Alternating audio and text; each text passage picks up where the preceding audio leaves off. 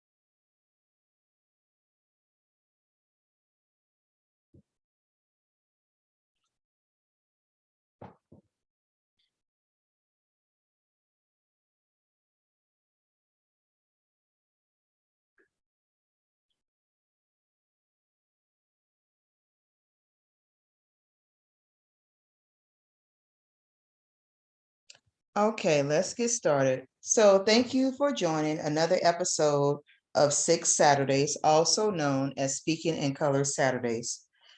This topic today is the importance of a sound relationship.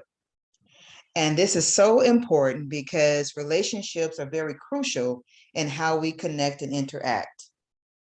Six Saturdays is based upon our book, Speaking in Colors, myself and my daughter, Nikita Nicole.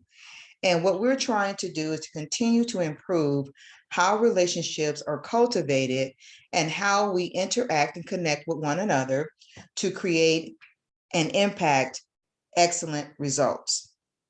So we're going to talk about relationships today. So relationships are categorized as two or more concepts or objects or people being connected and coming together. But they could also be two or more of anything. It can be a plant and flowers. It can be Mother Nature connecting with us. It could be trees connecting with us. It can be flowers connecting with another flower or a leaf. It could be anything. And the impact can be a great garden or it can be infestation. So you want to be really mindful in how you connect and interact with each other, because as you're connecting and interacting one to another, you are engaging frequencies and ways in which you communicate, and how you communicate is crucial to your success. I want to really emphasize that when we're connecting and when we're communicating with each other, that how we do that really makes a difference in our outcome. Like I gave the example of two or more things coming together. If those two things are not connected in a cohesive and sound fashion, then the outcome can be malice or chaos. But if those two things come together in a beautiful harmony, then a beautiful crop or soil or production or anything can result out of that. So we want to always make sure that we're giving and doing our best when we're trying to connect one to another. We want to make sure that we're always doing and giving our best one to another when we're coming across and connecting with each other.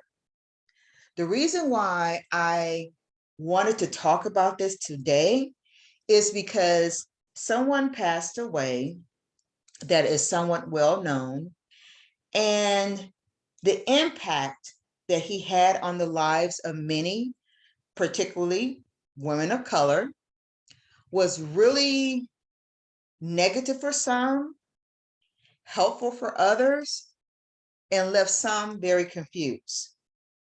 And due to his death, there's a lot of chatter, chaos, conversation around his death and whether he really made a positive impact for those women and the world, or whether it was coming from a place of hurt for him that he put it off on other people. When you are connecting with another person, you can be a mentor, a parent, a sibling, a counselor. You can be anything. And how you connect and interact with one to another is going to really make a difference.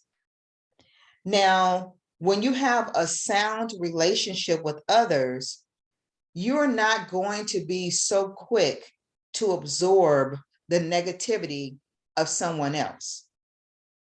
But if you do not have a sound relationship with other people, anyone that speaks into your life is going to be the gospel for you.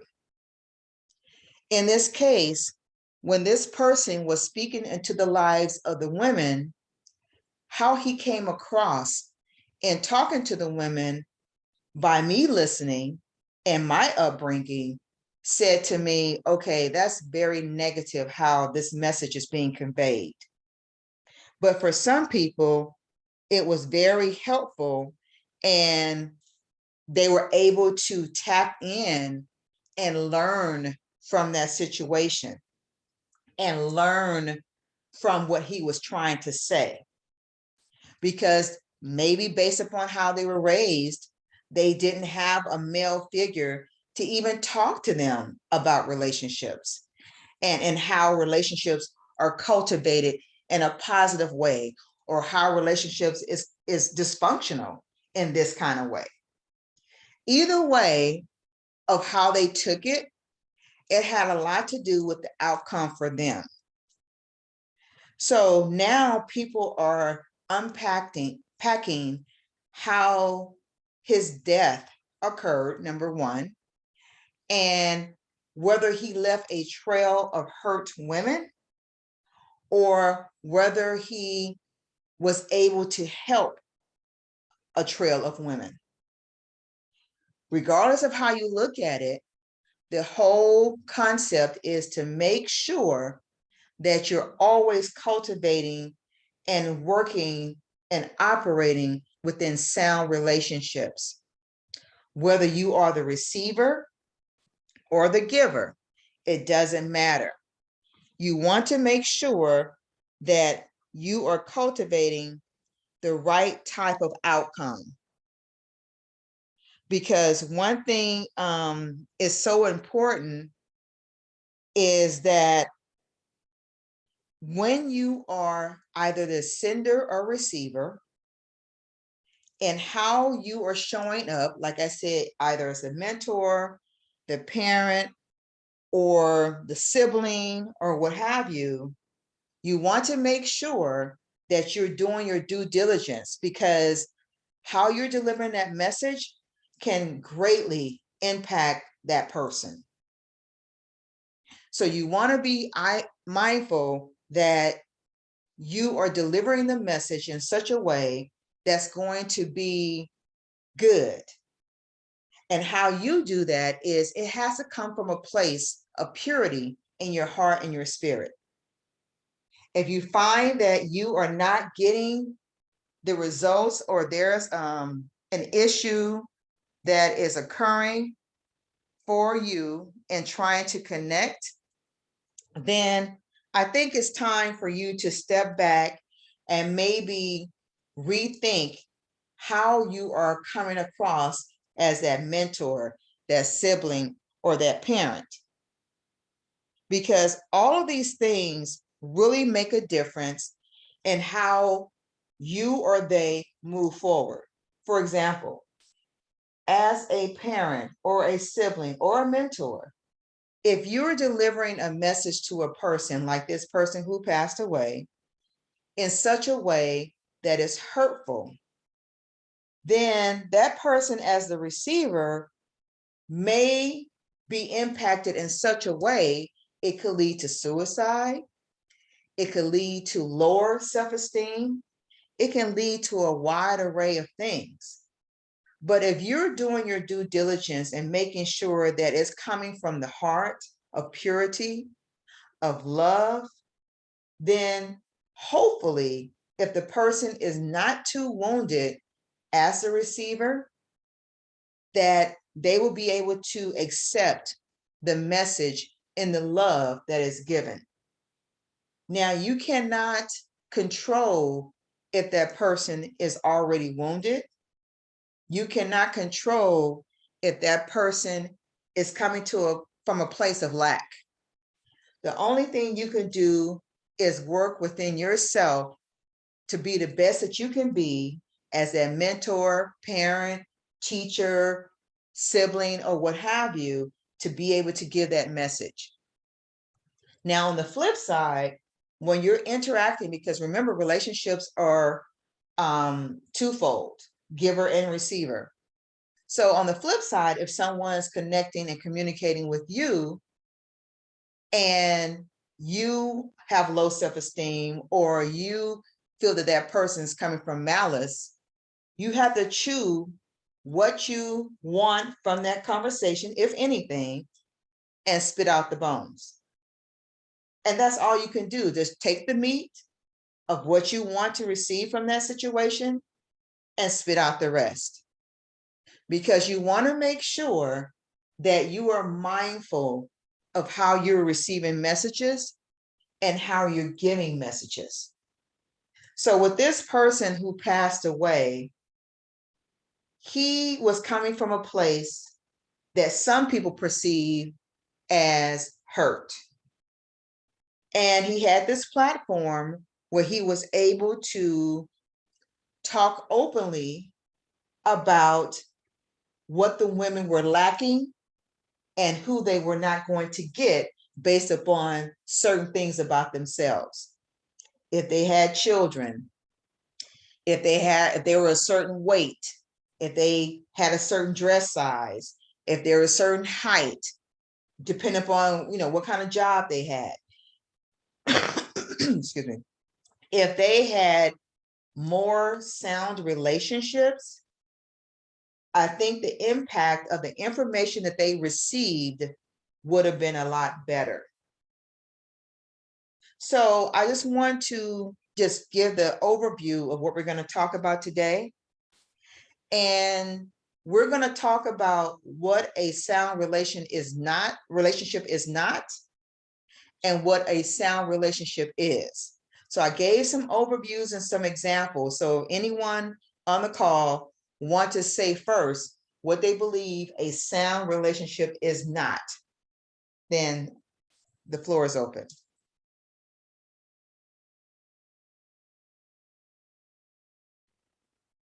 Hello, happy 6th Saturday. Hello.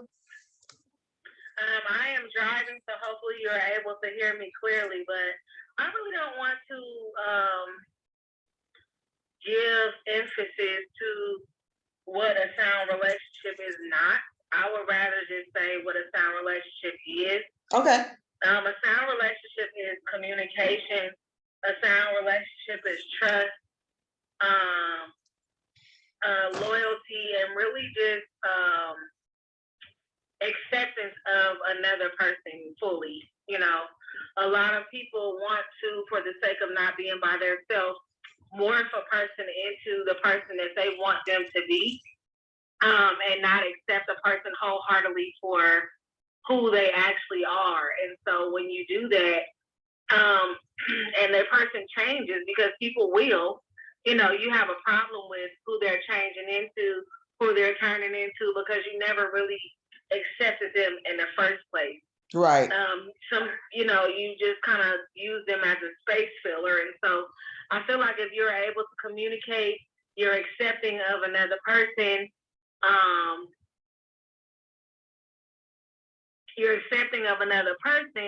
then you are able to, you know, just go through the courses of a long-lasting relationship. And then if that trust is there, that honesty is there, then you can be able to communicate and talk about whatever it is that you guys come up against. So to me, in general, that's what a sound relationship is. Right, and that's so important. Like you said, you don't want to talk about the dysfunctional part of it, but the reason why I wanted to tap into what it is not, because some people are they're so much in their dysfunction that it seems normal. So that's why I wanted to kind of touch on that. And so I'm going to touch on what it is not. It's not a person who is demeaning you. It's not a person who's not valuing you or respecting you or doing anything to make you feel lower than you may already feel. That person does not have your best interest at heart. That person is not cultivating a sound, positive relationship. That person is doing all they can to make you feel more or less than you may already be feeling. And like you just said, Nikita, the interesting thing is people are searching on social media and different places to find that stability, that comfort, that security. And they're getting a lot of the dysfunctional, lack of sound relationship information. They are allowing people to speak into their lives who may have a dysfunctional heart themselves. And so I just want to kind of touch on that, because some people can be so absorbed in their lives that they think some things are normal. And a lot of times those things are not normal, but since no one said to them, these things are not normal, like someone may beat on someone and someone might think, well, I thought everybody was getting beat, you know, in a marriage or as a child or what have you. I thought everybody who worked for someone, their boss belittles them. Those things are not sound relationships. Those things are dysfunctional. And those things are not something that you want to allow and cultivate in your life. Because the thing is, you have to realize, until someone tells you sometimes what's good and what's bad, you really may not know. And so here in this platform, we want to just let you know the things to be more well-rounded in your journey. So like Nikita said, there are some things that you want to be able to know what are good things, to know what are things that is important to you. But you also need to be able to know that if someone is saying some things that you find offensive, and even you feel a little twinge of hurt or something in your stomach and your gut that says something's not right, It could be a dysfunctional relationship and not a sound relationship. So you want to be able to know the difference between a sound relationship that's positive and a dysfunctional relationship. Because once again, some people do not know the cues or do not know what a dysfunctional relationship look like. And yes. And so I think too, to piggyback on that, I think the indicator that you said was most important is, you know, if you feel good about the situation. A lot of people are used to toxic situations. You know what I mean? So I think that it really starts with the relationship that you have with self and the relationship that you have with you know, higher power, because if you don't know how to treat yourself or what's acceptable or what feels good, then like you said, you thinking it is a norm that a person gets treated a certain way or a certain thing is done, you not knowing that this is not how this is supposed to go. So right. it's one thing to say, you know, oh, you know, this person is treating you bad. Don't you understand that? But if I'm used to people treating me in this way and this feeling of discomfort, disrespect, lack of love or whatever has been normal to me, then no, I don't see that. I don't understand that. Right. You know, Right. until you start to care for yourself first and you understand what feels good to you, what's acceptable, what's not acceptable, then you can kind of understand when something happens, this is not how I'm supposed to feel. This is not how you're supposed to treat me. You know what I'm saying? So on and so forth. But until that happens, you really don't know, understand that, you know, you deserve or feel a certain way, especially if you're used to toxic situations. So it really is a thing to where you have to do the self work to develop a healthy relationship with self. Right. Because some people even self-sabotage themselves. You know, right. Some people abuse drugs or abuse alcohol, and those aren't things that are supportive of a healthy living, healthy lifestyle, and feeling good. So you really don't know the difference when somebody else treats you the same. It's just more of how you are used to being treated. So I think it starts with self first. Right. And once you make a vow and a decision that you will be treated this way, anything that makes you feel less than this, you will leave alone or you will discard. Only then will you start to see and create boundaries for others not to treat you a certain way also. Right. And that's a good point. So what do you believe? Okay, say for example, a person has been living a certain way from childhood to teenage years to young adult to mature adult. And just say from childhood to their 30s, they've been living a certain way. What are some things or some ways that someone, first of all, what are some signs or symptoms that a person who's been living a certain way, dysfunctional way, chaos, malice, that they can see or say to themselves, this isn't right?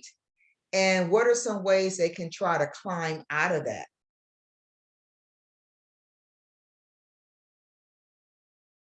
Give me a moment.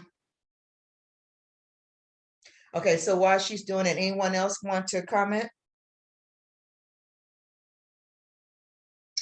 Hey, Miss Vernita. Hey, Miss you? Michelle, baby, how are you? I'm good, sis. I'm just kind of coming in, so I kind of missed your preliminary. Okay. Can you tell me just a little bit what the topic is about without like going into the whole thing that I missed so I can get current? No problem. So we're talking about the importance of a sound relationship. So someone passed away and he really impacted a lot of women of color's lives by saying that their weight, their height, the type of job they had, if they had children, that due to those factors, they would not get a high-end man. And so he passed away this weekend, I think yesterday. And so he impacted women in such a way that now women are feeling a certain way due to his death. And I was saying that if those women had more sound, positive relationships, would they had absorbed the things that he said as much as they did? Because a lot of times you can tell he was coming from a place of hurt. And so the topic is that, and what we're talking about is what a sound relationship is not, and then what a sound relationship is. And if you need some time to think, I can answer that question now. Only if you need some time. Oh, hey, sweetie. No, go ahead. I'm gonna go on and yield my mic. Okay. Just to answer, and hi, how are you? I'm sorry, I'm just getting home from work. Hi, how are you? Hey. I'm so glad that you're on. To answer your question earlier, I think that to discover that I think you was like, how do you know, and then what do you do? Right. So from a child to your 30s, and all of a sudden, how would that person know that they were living in dysfunction, and then how they, get themselves out of it? I think in a couple ways. I think that life gives you glimpses. Life gives you glimpses of what you could be, you know what I'm saying, through other people. But also, I think the most telltale sign is that number one, you have to be to your rock bottom, right? What my rock bottom is for me is different from your rock bottom, right? And so whatever that means to me, you know what I'm saying, as this is going downhill or whatever that means to me is my rock bottom. You know what I mean? So you have to be to your rock bottom to experience and know that something has to change. You might not know what you need to shift or what is going on, but you are just clear and understand that this is not cool and something has to change, Right. And then a lot of times, we call it in the metaphysical world, like the tower moment, where something is always happening to you that is just like super dramatic, super like, oh my God moment, I can't believe this happened to me, to get you to wake up and see that your lifestyle, the way you live, and some people even have near-death experiences because their experiences that they are experiencing aren't so dramatic to really, shake them up to let them know that something must be done. So sometimes people almost have near-death experiences, and then when you don't heed all of those markers, all of those indications, all of those telltale signs, then it starts to affect you physically. Right. Whether you get an illness, whether something happens in your outward appearance, but something that indicates on the outward what's going on the inner. And a lot of times, it was funny because my friend had just went to this holistic doctor, and he diagnosed.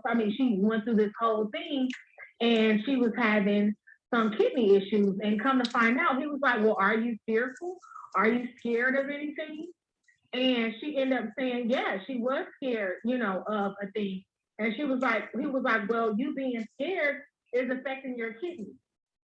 Wow. So a lot of the emotions and the things that we feel are connected to places, things in our body, much like our midsection and our colon and things of that nature is connected to our emotions. Right. So a lot of us who have, gastro issues or, excess stomach fat and whatever, there are a lot of emotional things that we need to work through and let go. Not to say that is always just the problem, but that is the majority of where the problem stems from. So those are kind of the ways that you indicate like something is going on. And hopefully you don't have to have a near-death experience to just know like this is not living. I have to change something. I have to do something. Right. But most of the time when you are at your rock bottom, you are down at your last common denominator, especially for people that like to blame other people for their setbacks. Well, my mama was like this and my daddy was like this, and they never taught me this, so that's why I'm like this. Right. When you become or you're at your rock bottom, there's nobody that you can look at but yourself. Right, right. And right. there is nothing that can get you from that space than your higher self and a higher power. Right, right. Now, some people stay in that rock bottom. Some people just, stay there. Some people even pass away because they're not willing to do the work. But there is when you're going to decide, am I going to get up from here or am I going to stay here and just basically die? Right. So that's normally you have to find some sort of counseling, some sort of spiritual backing, something to give you some support so that you can just move forward and move on in a more positive way. And then just really make that oath that that's what you're going to do. Because it's not going to be easy to just all of a sudden change the trajectory of your life, especially if you have certain patterns, certain things that you do, certain triggers. It's going to be very hard to change some of those things. But it just depends on how hard that rock bottom is. If you almost lost your life due to a thing, then you would hope that a person would, be willing to push forward and really try to do the best that they can to preserve their life for themselves and their children. Right. If they have any. Right. And that's the key thing, because like you were saying, is the importance of really understanding that you have hit rock bottom and not to the point of dying. Really checking in that something is wrong, something is dysfunctional, and something may seem normal, but that go on. The person that you were talking about, their rock bottom had to be that they had to die. Right. Nobody saw what this person was doing in their own personal. You was bashing people like on everything, even down to health. Right. And nobody saw what you was doing or what you had going on. So because you was carrying on with activities and doing stuff that nobody knew nothing about. Right. But your rock bottom ended up being that you had to pass away. Right. And that's sad that, you are so stubborn and so full of ego that had to be your rock bottom. But who knows the different things that this person had went through prior to passing. But that's what your rock bottom had to be because of the arrogance and just the way that the person was in general. It just ended up having to be that, and then leaving everybody stuck to still say, see the hypocrisy in it, because this person almost presented as, oh, you're this perfect person. Right. But as we already knew, you wasn't perfect. Right. The proof was in the pudding, when you passed away. So just that type of thing, that ended up having to be his rock bottom because you were just so conceited. Right. And like I was saying earlier too, the sad thing about it is that people are using social media to get information or to get comfort or to get validation or to get whatever. And people really believed a lot of what he said and really took it to heart and felt they needed to change their lives based upon what he was saying.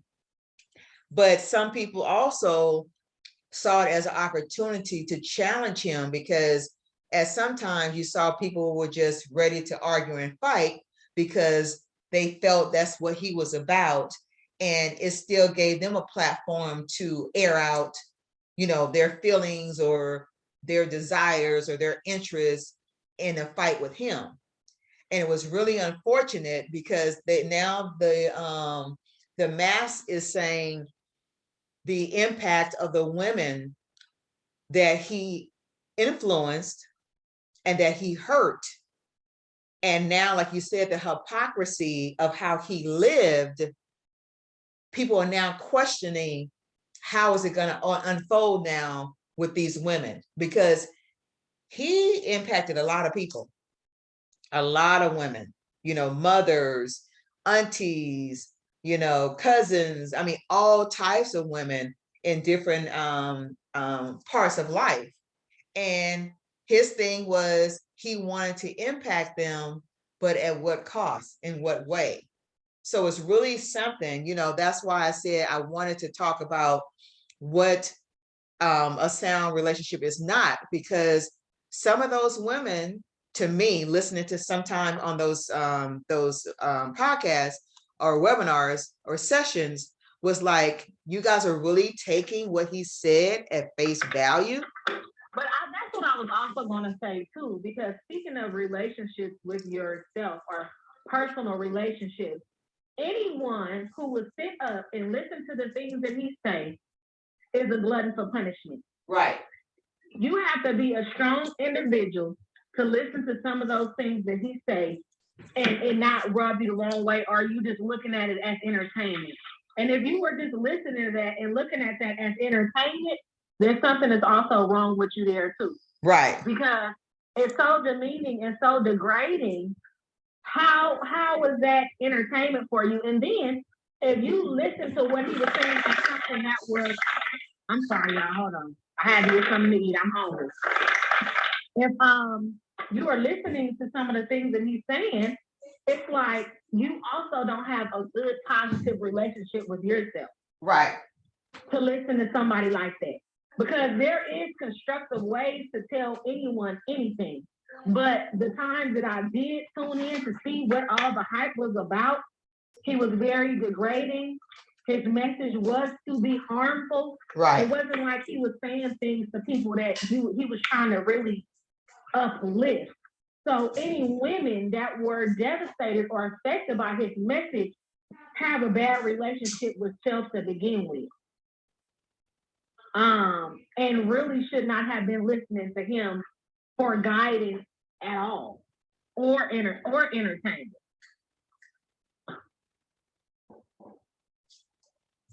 Oh, I'm sorry, I'm done. Okay. Yeah, it was really something, because like you said, I was wondering as I listened whether the women were sincere, that they really needed, to have that man tell them, excuse me, their value. Just like the book Steve Harvey, what's it? Act Like a Man, Think Like a Woman. What was it? The book Steve Harvey did. But that book. Yes, that was it. Okay. And just like that book. It was more constructive though. Like, right. But what I'm saying is some people had to be told, because like I said earlier, what a sound relationship is not. Because a lot of women thought that they lived and functioned in a sound relationship until he wrote the book.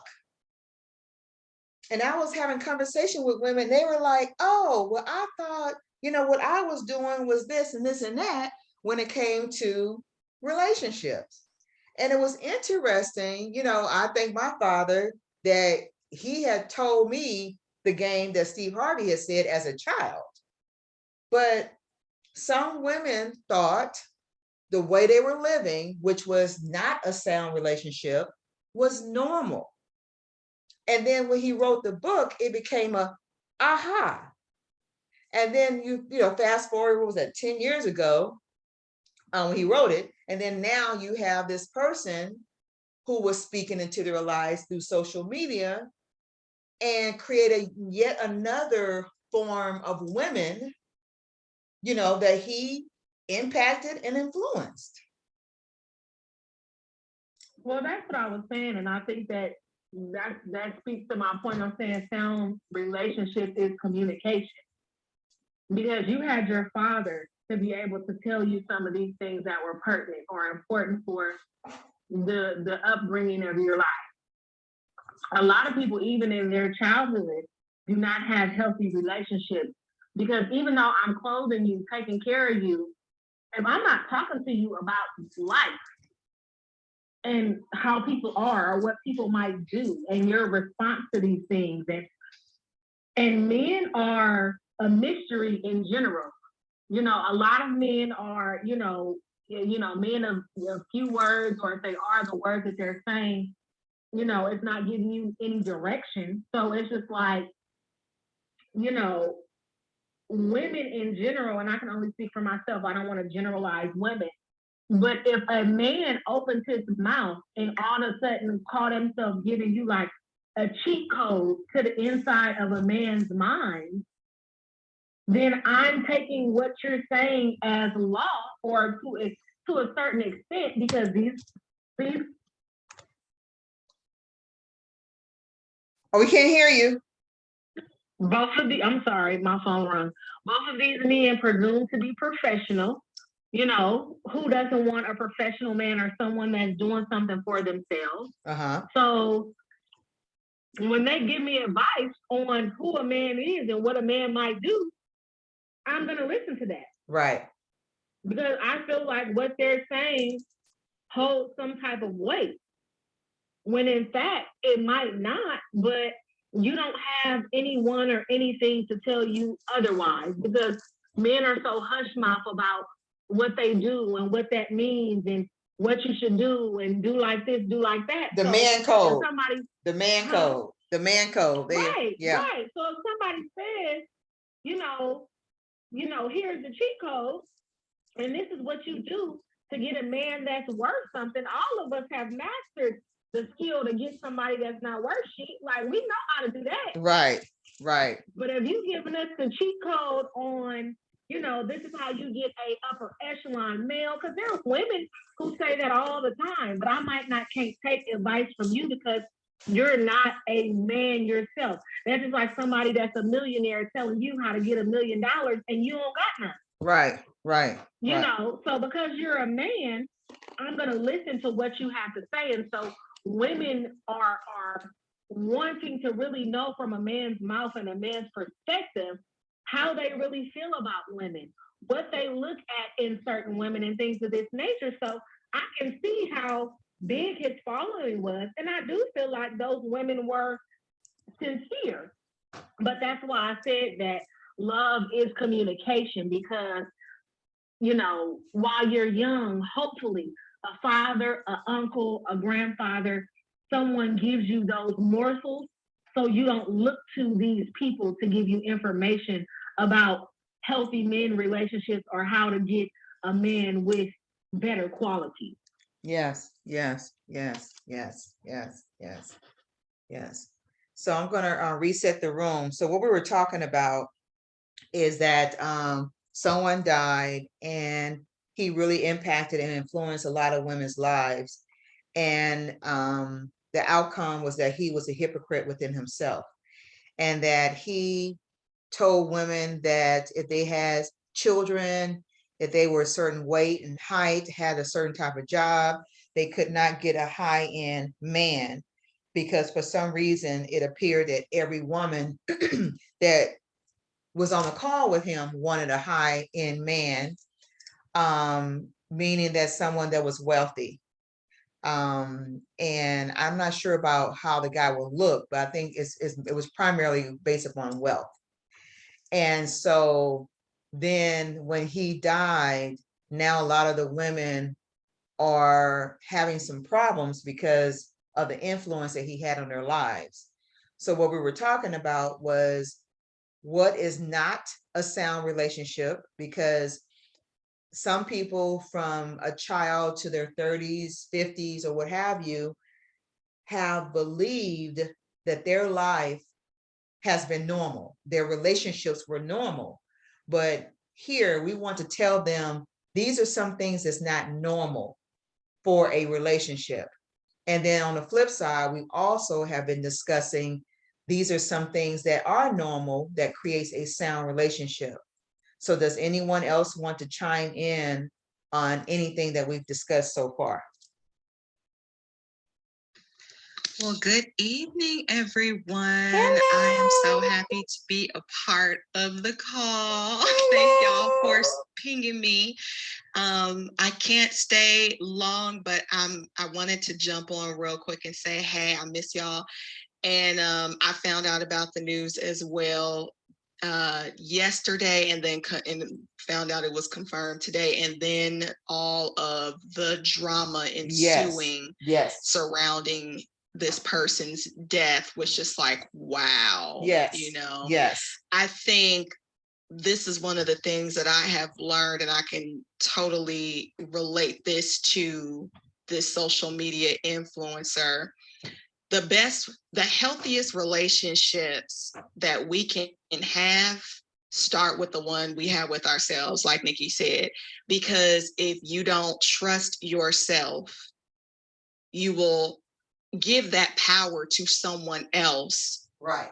And then whatever you get is what you get. And unless you develop your intuition, unless you begin to learn how to trust the God within you to know what is right and what is wrong for you, no matter what, and not compromising that, it'll always be a little level of dysfunction that's allowed to seep in that can create bigger messes. When we ignore ourselves, when we disregard the inner voice, the inner child that's trying to speak up and say, protect me, don't put me around this this situation, or I'm feeling like I'm not, being covered in a certain situation, or I feel it taken advantage of. When we don't check in with ourselves, then we can have all types of unhealthy relationships outside of ourselves. Right. But when we do that first for ourselves, to have a healthy sense of self and nurturing and parenting and taking care of that first,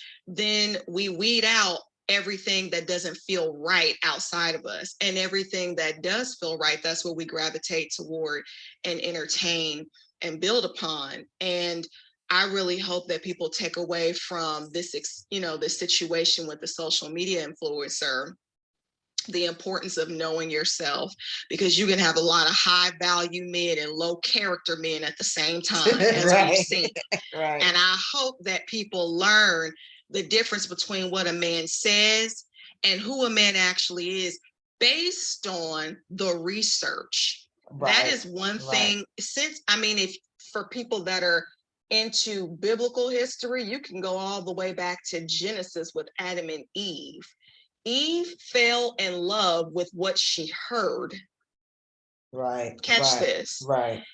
Adam fell in love with what he saw. Right. Right. He saw Eve and was like, whoa. Okay. And Eve got in a conversation with the serpent and was like, So things that were pleasing to the ear, women still, we deal with that today. Well, he said this and he told me he loved me. Honey, it ain't about what a man says. Right. It's about who he is and what he does. Right. And then the character is developed as a result of researching a man and watching over time. What we should have been doing as a collective was digging into Sir's background. So you got a lot to say. Where is your wife? Right. Where are your children? Right. Where are the properties that you should be owning with all of this high value, multi-million dollar talk you spew into everybody? Right. Let's get some women on here from your past and see what they would grade you as in terms of being a man and a father and a husband, because I don't see it. Right. Found you in the apartment though. Right, but not even that. I was told it was an Airbnb, nothing in this person's name. So it's like, let's do the research. Let's get beyond the suits. Because again, women, we have a little bit of that too. Oh, he looks fine. Right. Oh, he dresses the part. Oh, he talks a good game. Honey, let me see your credit. Right. Right. Let's talk about your past relationships. Yeah. Let's talk about the ones you have now with your children. Yeah. Let's talk about the job you have. What do you do there? Let's talk about all of that stuff that you don't, because see, people who do stuff like that, it's very easy to deflect. We're going to talk about you and what I'm going to grade you as based on your weight. It's so superficial.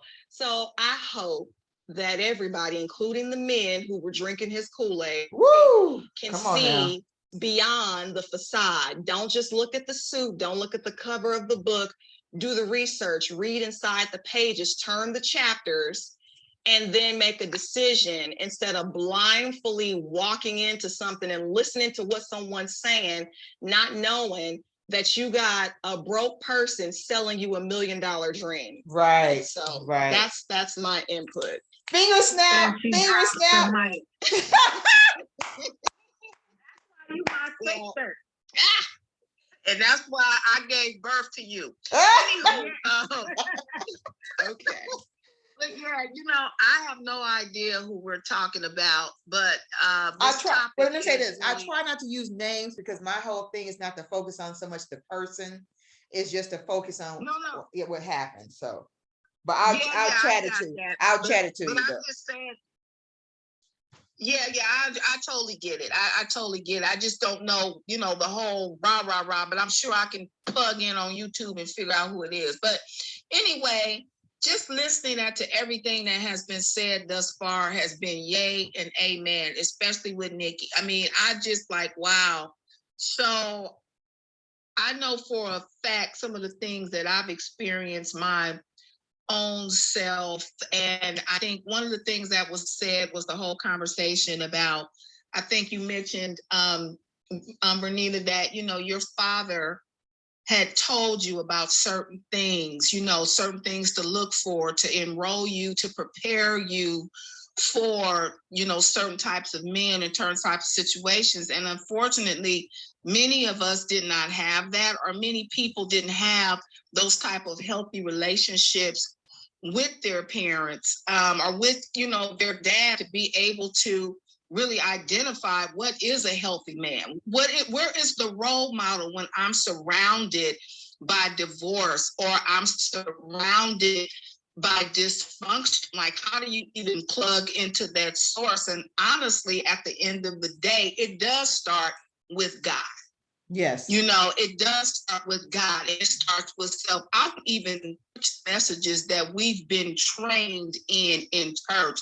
I am going through a pruning right now, being in ministry myself, of having rules and layers of things that have been sown. I'm not blaming anybody either. It is what it is, you know, but we came up on some folk that was from Brookfield and Sabrina. I'm sorry. And that was the mentality and the level of ministry that we received. Right. And so all of the messages that we have been taught as women, what we have learned as women from men in ministry, in church, you know, the pastoral teams or whatever, on top of you having a father wound that has not been healed properly. So it's easy for you to sit in a platform and hear a bunch of foolishness. I mean, how dare somebody say the fact that you're overweight, or you got too many kids, or whatever the situation you are going through qualifies you to have a certain type of man? Says who? I know. God didn't say that. I know. You know, and so like all of these, you know, missed messages and a lot of misinformation that's going out with people that are really broken. And I like what you said, Nikita, about when you get to whatever that rock bottom is for you. When you start looking up and you start saying, oh, hell no, this is a wrap. Something's wrong with this picture. Something is screaming out on the inside. Girl, make a change. Do something different. This is not working. And I'm telling you, if I can have a conversation with a lot of African-American single women in the church, hello, come talk to me. Is it working? Has it worked? Okay. What are we doing here? What are we doing? Has this thing really worked? Why do we have so many African-American women in our churches that are still broke, still don't have a man, still running behind all these preachers and conferences and all these different things? And this the platform I'm talking about from today, is from the whole church culture. And I am a part of the body of Christ, but I'm just talking truth, you know? And so it's like, until we get to a place where it's like, you know what, this is not working. I'm sorry, God, I love you. Jesus, I love you, but I'm about to do something different. I'm about to step into the full weight of my destiny. Ain't got nothing to do with church people, religious tactics, and all this religious structure and organization. God, I'm following you. I'm serving you. I'm coming into a place where I own, I could tap for me being my source. So if I'm willing to get to that place, to dig deep and do the work, people don't want to do the work. Right. It takes a lot to go in your gut and do the work that you need to do to really get to look at yourself. Why are you accepting this kind of person? And I know, especially coming from the place of ministry, the messages that we've heard, you know, love them with the Lord. Just forgive, just give me in Jesus' name. And so now you down to $2 and you still trying to go to the altar and sow the $2 because you expecting a seed to turn around on Monday morning.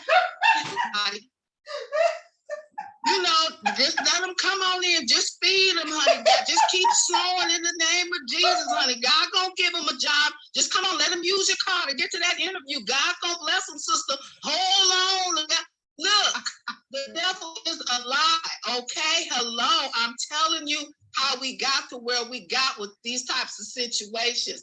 So with that, I'm gonna yield my mic. I think too, what's so crazy is when people think about the messages and things of that nature, and we talking about tapping into yourself. This person emphasized the importance of having a high value mate.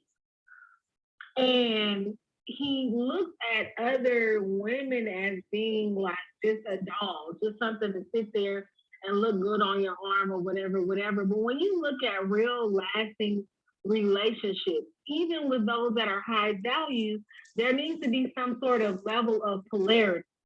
Now, I'm not saying that you need to have a mate that's unattractive, but what's attractive to me might not be attractive to you. You know what I'm saying? I have learned that the more physically attractive that you are, the less that you receive out of the situation, and let me explain. So the polarity and the reciprocity is not the same.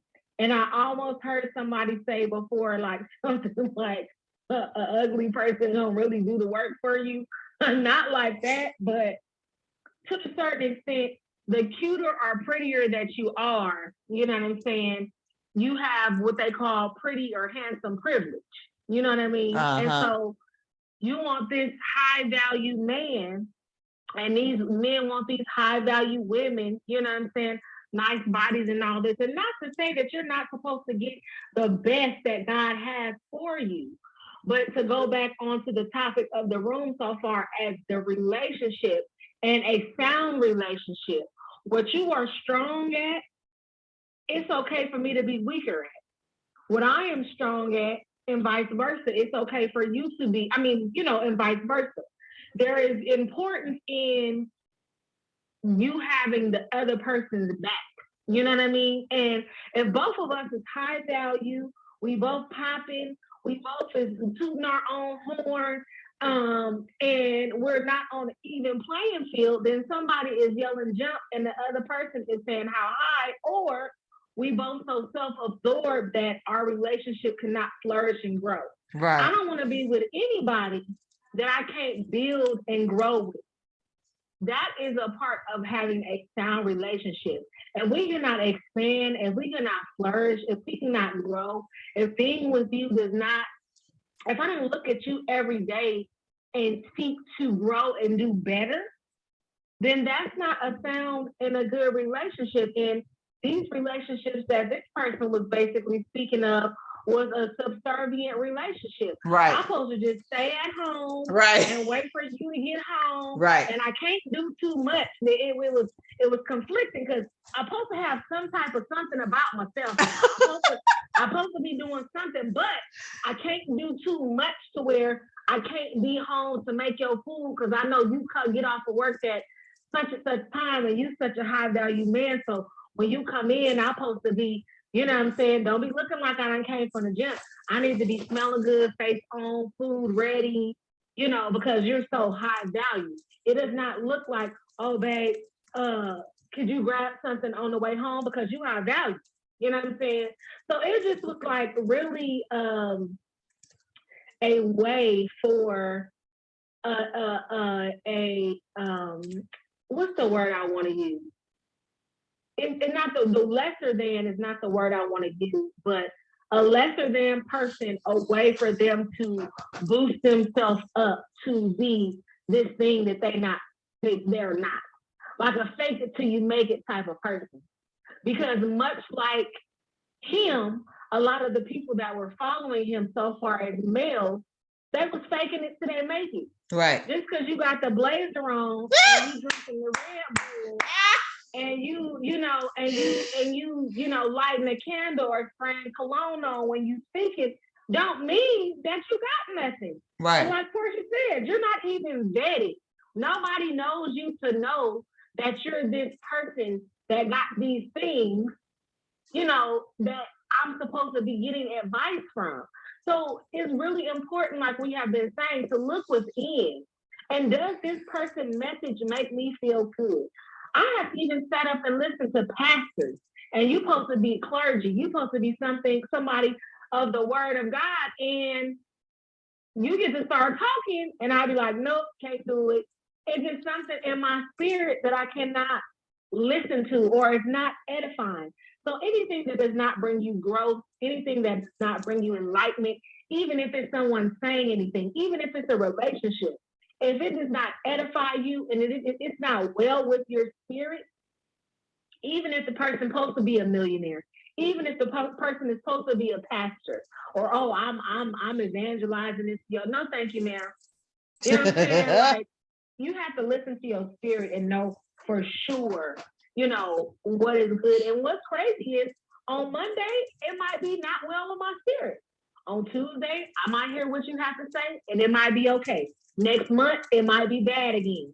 But that's how the spirit flows and that's how it goes. What's good for me today or what I may need today might not be the same thing that I'm needing tomorrow. So whatever the message, you need to know, like you were saying earlier, Mom, how to eat the meat and spit out the bones.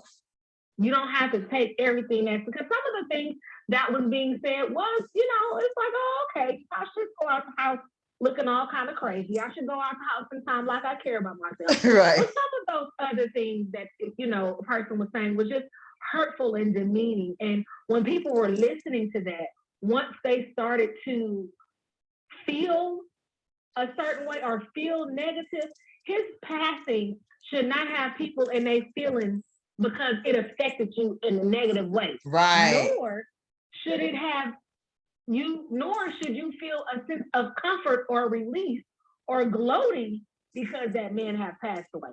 If you feel that that is the case, then you have allowed him too much energy and too much space in your life. Right. Right. Right. Right. Right. So I'm going to reset the room for those who's joining. So what we were talking about is based upon this person that passed away, the impact and influence that he has had on many women of color. And due to that, there's a lot of chatter and chaos and malice going around behind his passing. And his influence has been greatly felt around the world, both good and bad. And so we were talking about what a sound relationship is not and what it is. We also talked about what is the point of no return. For example, a person could have been from a child to their 30s, 40s, 50s, and lived a certain way in regards to relationships, and they thought it was normal. So we recapped what a sound relationship is not, because people need to understand and see that these things is not healthy, because sometimes people don't know that some things are not healthy because it's been in them. They've been living with it. The people they surround themselves, that's all that everyone does in that circle. And then we talked about what is a healthy relationship. And then Akita said that a way that a person can know that is not healthy is that they hit rock bottom. You know, their health is affected or something in their lives is impacted that caused them to say, you know what, I thought this was normal, but all this time me getting beat or me living this way, this is not normal. And then trying to now turn themselves around to say, I need some help. I need to go to a counselor, or I need to be around better people. I need to change something about myself. So, Bernard, is there anything that you want to say on that subject? Yeah. I mean, I always talk about my favorite topic, which is knowing your own self-worth, knowing your own identity and purpose.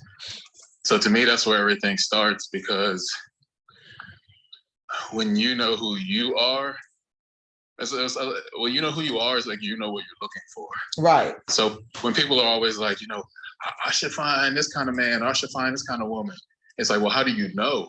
Like, you have no point of reference. Right, right. Like, if you know your own value, then when somebody steps in front of you who doesn't meet that requirement, you just keep moving. You're like, you don't line up with what I'm looking for.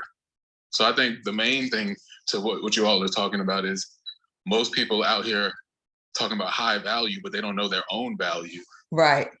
So it's like, if you saw a billionaire, walking around in a dump, you'd be like, does this person know they're a billionaire? Like, this dude doesn't know, this dude doesn't know who they are. Right. Why y'all walking around in the dump? Right. Billionaires find themselves around other billionaires. Mm-hmm. So if you walking around talking to people who treat you like less than your worth, that shows me that you don't even know your own worth. Right. So that's the first thing you got to figure out is what is your worth before you start talking about what somebody else is worth. Mm-hmm. Because it's like two people with no money coming together. It's like, what y'all think y'all gonna create together? What y'all gonna fund together? Y'all don't have any funds. Both y'all trying to like take from each other. Neither y'all have nothing to offer. Right. So the second thing I was gonna say, which has really helped me, I mean, I've always been a person of purpose, but I started to really, really realize how important that is, because I feel like most of these like sitcom marriages that people have, like, they basically model their marriage after a sitcom. Right, right. Kind of like tropes of like, oh, my wife don't want me to play golf on Sunday. Oh, my husband, he don't take me. It's just like these tropes. Right. And well, why are y'all together then? Like, why would you come together with somebody who doesn't value what you value? Right. So I'm to me, purpose is this glue that brings two people together, because if the two of you are like, we both are trying to do the similar kind of thing in life, mm-hmm. in a bigger sense of the word, like, we can always connect on that point. So if I find a woman who's like, oh, I'm not into music, I was like, well, it's gonna probably not work between us. But if she said, I'm not into music, but I love like helping people who make music promote it, I was like, okay, maybe that's why we were meant to be together, because I'm really passionate about music and you're really passionate about promotion and marketing. Right. And we have a joined purpose. But if it's just like you building your relationship on hobbies and like movie preferences, it's like, how long you think it's gonna last? It's not. You need something deeper and more significant to glue you two together. Right. Yeah. I think the other thing too, when you talked about like signs on, I forgot how you worded it, but just when you're feeling degraded and you're not feeling empowered and you're not feeling uplifted, the term is, if you don't know, if someone doesn't know what the proper use of something, it becomes abnormal use, and that spells abuse. Right. So if you're being abnormally used, or you're allowing yourself to be abnormally used, then, it's abuse. I think the other piece is, I heard a little bit of something mentioned on here about character, and gifting. Unfortunately, we live in a time now where your calling and your gift, what goes before you more than where your character will take you. Right. And so you can get on a social media platform, and you could just be a complete fool, an idiot, no character and all of that. But because you look a certain way, you have to give, you know how to pull people as you speak, as you preach, or culture, whatever. People are being drawn to that without really knowing who the real you is, but it will show up. We know the word says whatever's done in the dark, it's going to manifest. Right. It comes to light. At some point. But, just to be in a relationship's hard work, right. Period. Right. And just to put all of these attributes on the outer person is really something that a fool would do.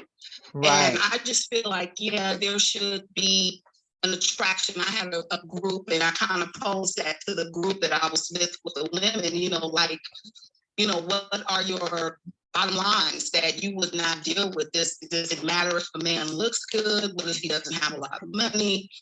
You know, there was a couple of things, and you know, I was really surprised with some of the responses that I got. You know, but the women weren't saying that he had to have a whole bunch of money. Mostly everybody talked about His they looks. wanted someone that was spiritually connected. Oh, wow. You know, spiritually connected and had something going on, you know, for themselves. You know what I'm saying? You know, what is a rich man? Maybe today a rich man is just someone that have their own apartment, their own car, their own purpose with God. You know, it's not about having all this money, because, you know, people with a whole lot of money, they're jumping off the bridges, they're in the therapy rooms. I know that for a fact myself. So, you know, we're putting too much emphasis on what the natural eye can see. Right. So, you know, yeah, having someone, I mean, I've had my shares of situations, you know, and it's like, no, not anymore, not today, not buying it. So it's just a matter of, I can never forget what Nikita said about getting to that place and really looking up and saying, okay, this is the 20 to 30%. I'm sorry, that's not going to work for me. Even though this 80% is working, Right. you know, what is your bottom line? What is your wall where you're like, no, this isn't working? Or looking at it from the beginning. Listen, we get red flags from the beginning, and we do allow people to, you know, walk into these spaces thinking that this may change through prayer, Right. through meditation, yoga, whatever we're doing, thinking that this is going to change. But the signs are there. They are there. You know, God gives us signs and shows us things, and we see what we want to see. Right. We believe what we want to believe. And then I'll say this, and then Pastor Mike, sometimes when you're used to those things growing up, they're familiar to you. Right. If you had a father or somebody or a mother or whatever the case may be, whoever your caretaker was, and they were abusive and they were degrading, that is your world of normalcy. Unfortunately, it's the dysfunctional normal for you. So the more degrading a person is, inside your soul, it's screaming something's not right. But this is what you're used to. And until you get to that place where it's like, you mean to tell me, because I'm not in this particular caliber, this is not the type of person that I have access to? And then what's your motive in getting that person? Right. Right. Right. You know, for what? So I'm saying all that to say, to my own self be true, get what a person needs to get, what they need to grow and go where they need to go. Right. That's the mind. Right. Right. Right. Right. And that's a good point, because it's like, what was their motive to get a high value man or a high value woman? Is it for someone to take care of them?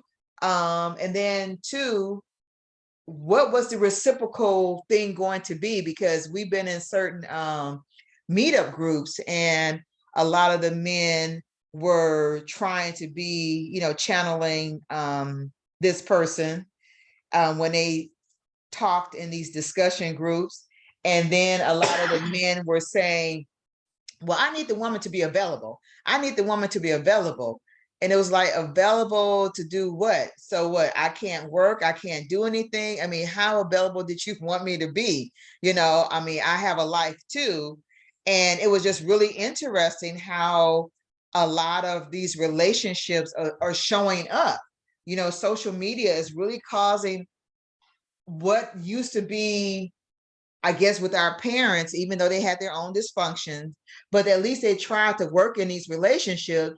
But these relationships now is becoming really interesting. You know, 3 and 4 open relationships where 3 and 4 together in the relationship all together.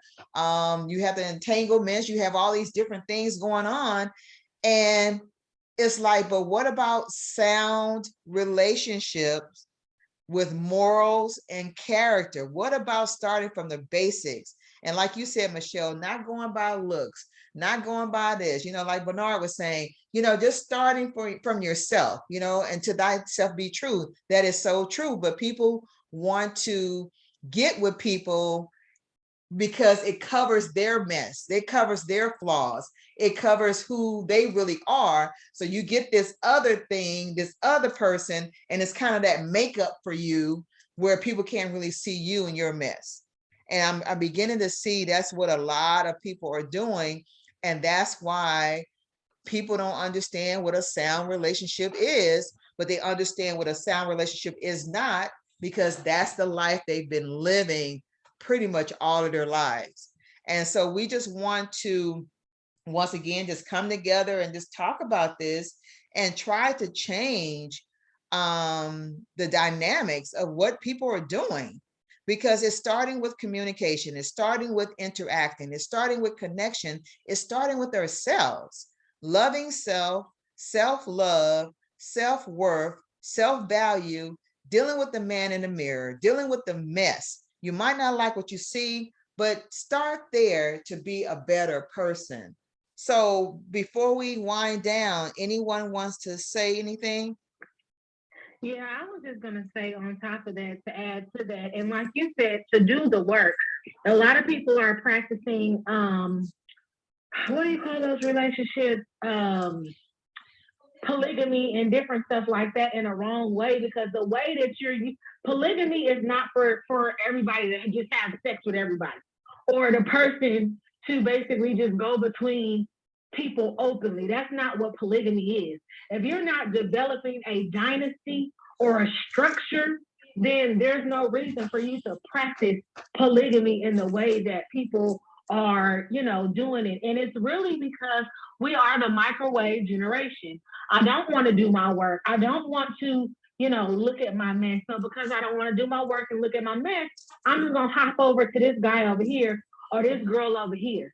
Oh, you got an attitude, or you're upset at something I did, or how I communicate, or whatever, I'm going to hop over here until you ain't upset no more.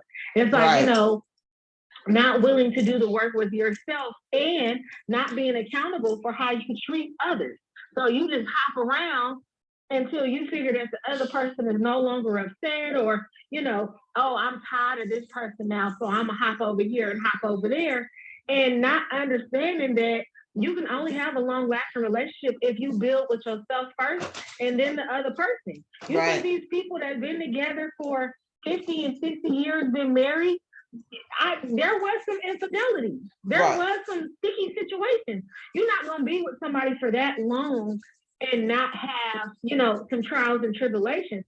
But therein lies, what are your vows and your morals to yourself, and then what are your vows to your relationship? And I think that's what has gotten taken away from marriage, because if you actually marry someone, you are saying that I am going to fight for this.